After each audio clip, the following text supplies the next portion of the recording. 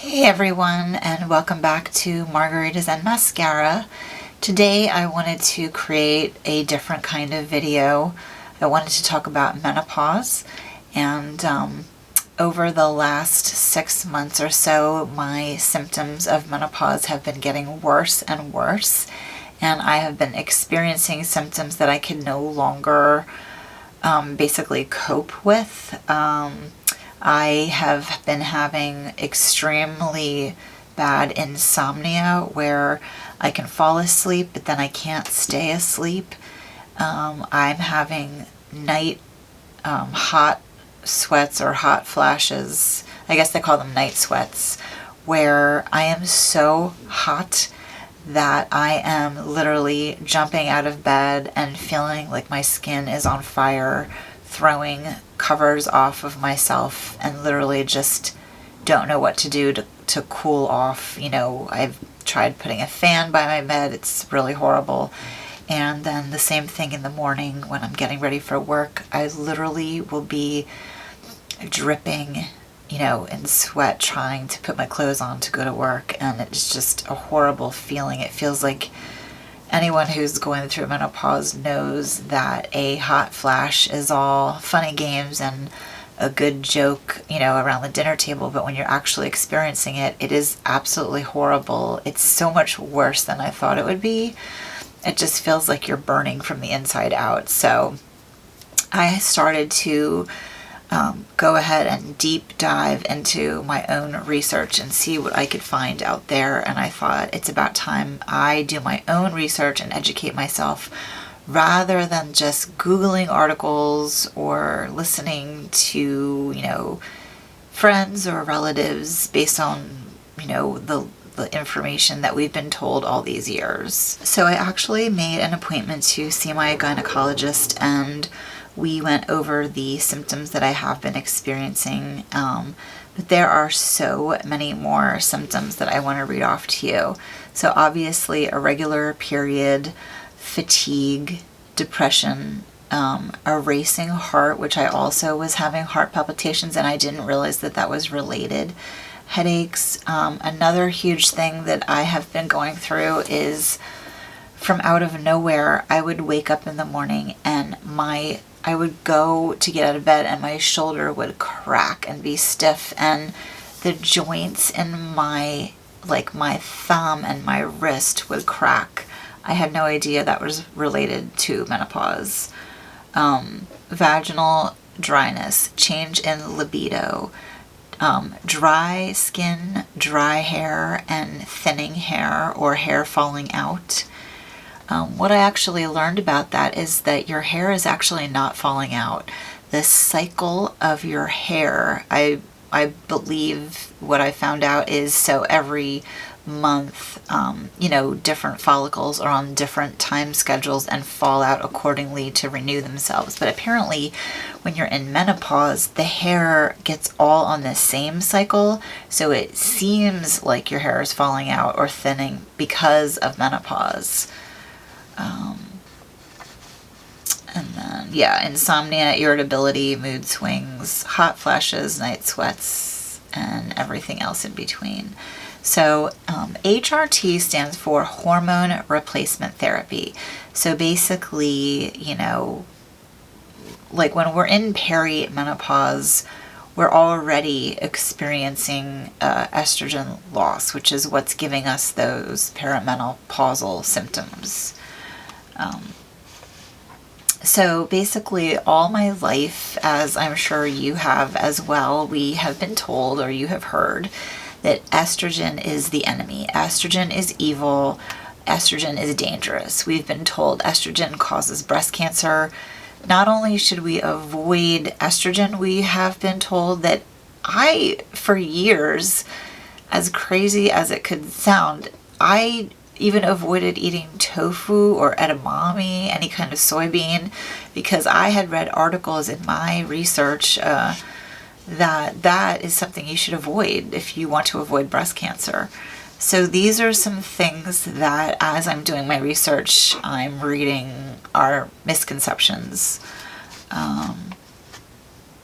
We're told, basically estrogen can cause breast cancer. And then, so basically what I'm learning is that the lack of estrogen is so much more dangerous than what we think it is. We're losing estrogen and we're afraid of taking estrogen replacement because we're thinking that we're going to get breast cancer, when in all actuality, 1 out of 2 women going through menopause will get a heart attack, and 1 out of 29 women will be diagnosed with breast cancer. That's just the statistics. So if you look at it that way, you're more at risk from developing or dying from a heart attack than you ever are from getting breast cancer. And the chances are, even if you do get breast cancer, you won't die from it. Now, I know that's a strong statement, and I am not a doctor and not advising you what to do. I'm just going by what I have learned from Dr. Barbara Taylor, who is here on YouTube. She is a gynecologist, doctor, and her information on her channel is just an unbelievable amount of information, facts, and I highly recommend you going and educating yourself. I will list her channel down below. She talks about the World, or I guess it's called Women's Health Initiative test or study that they did. That is full of misconceptions that have been affecting and influencing us over the years, affecting many generations because of this. These misconceptions from this study has been causing lots of women like myself to avoid taking hormone replacement therapy to help ourselves and prevent disease.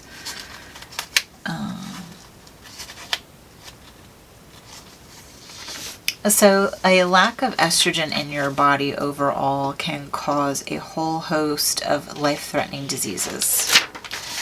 One of those is osteoporosis, which is a weakening of your bones. Basically, your bones start to look like Swiss cheese, and then they get to a point where, for years of not having that estrogen in your system, basically you could cough and break a bone.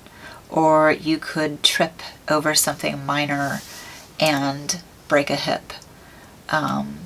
Basically, your bones get so weak from that lack of estrogen protecting them that it is so easy to break a bone. So Alzheimer's is another huge risk when your body is lacking in estrogen, as well as a heart attack. 1 out of 2 women are diagnosed with heart disease or a heart attack. 1 out of 29 breast cancer. So replacing your lost estrogen is not always a dangerous thing, but you must talk it over with your doctor. Everyone is an individual case. You cannot do what someone else does. You have to weigh your own health and your family history and your own individual characteristics. You can't listen to me or anyone else that is not a doctor, basically. You have to go to your doctor and talk this over, and also educate yourself. So I did see my gynecologist, and we discussed all of my symptoms, and we ruled out any other disease like thyroid disease or anything else. I had a full blood workup, and I don't have any other existing medical conditions that could be overlapping or causing any of the symptoms that I was experiencing. And I stopped having a period at the age of 49. I am 51 years old right now. I'll be 52 in July. So I am postmenopausal. So after seeing my gynecologist and going over all of the symptoms and my personal history, we decided the best option for me, since I still had my reservations about estrogen and taking anything at all.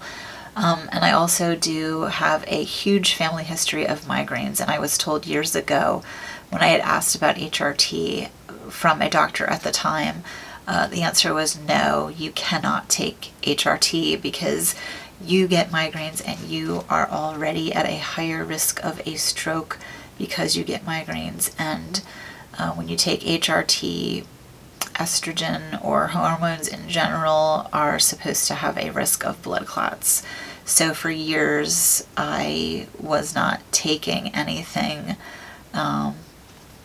because I thought that that was going to be a problem, and I thought that was going to, kill me or give me a stroke from a blood clot. We'll get to more of that later. So anyway, my gynecologist decided that for me, I would start off with an estrogen patch, a small patch that I would change twice a week, and that would give me via transdermal a small dose of estrogen. You put the patch on your lower torso and you change it twice a week, and then that gives you the estrogen that you need in that manner. So when you use an estrogen patch rather than taking an estrogen pill, the patch is supplying you with that hormone through your skin right to the area of your body. So the risk of anything negative happening is far less riskier than ingesting a pill, for those of you that are not aware of that. So that is one of the reasons why I personally wanted to go with a patch. And then because I have never had a hysterectomy and I still have my uterus, anyone who goes on hormone replacement therapy and still has their uterus must take progesterone, because estrogen causes your uterus to thicken, and if you don't take progesterone, you can develop uterine cancer. So the progesterone is protecting you from getting uterine cancer from the estrogen doing that to your uterus. I was confused about that for a long time. So that's something that I learned by doing some research. So when the doctor originally called in my prescriptions for the estrogen patch and the progesterone pill, of course, my first thought was, wow, I wonder what this is going to cost. So I also did some research about that. So if I hadn't done any research, it probably would have cost me $150 a month to take these. But I decided to research how to bring that cost down. So I went on to GoodRx. I live in Pennsylvania in the United States, and we have a program called GoodRx, and you can sign up, and GoodRx will basically lower the cost of the prescription. You present this card at your pharmacy, and it will lower the price of your prescription, and it's amazing. So basically, I pay $67 a month, and that is combined for my estrogen patch and my 200 milligrams of progesterone pill. So that's a huge savings. So the estrogen patch comes in a box like this.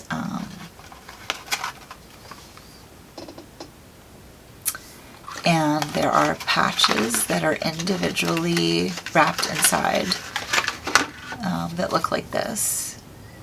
And you just rip off the top, and there is a little patch in there with a back to it, and you can put it, in your bikini area. It goes on your torso.